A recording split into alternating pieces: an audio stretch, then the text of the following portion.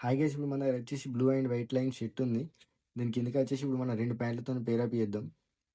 First వచ్చేసి మనం shirt చూసుకోవచ్చు. చూడడానికి చాలా ప్రీమియం లుక్ వచ్చి కాలర్ దగ్గర బటన్స్ ఉన్నాయి.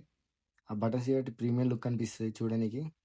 అట్నే ఇప్పుడు మనం డ్రెస్ వేసుకున్నాం అంటే లేరింగ్ కూడా వేస్తున్నాం అన్నట్టు. ఇప్పుడు బ్లాక్ ప్యాంట్ వేసినాం కాబట్టి లోపల బ్లాక్ టీ షర్ట్. ఇప్పుడు చూసుకోవచ్చు మనం వచ్చేసి బ్యాగీ ప్యాంట్ అన్నమాట.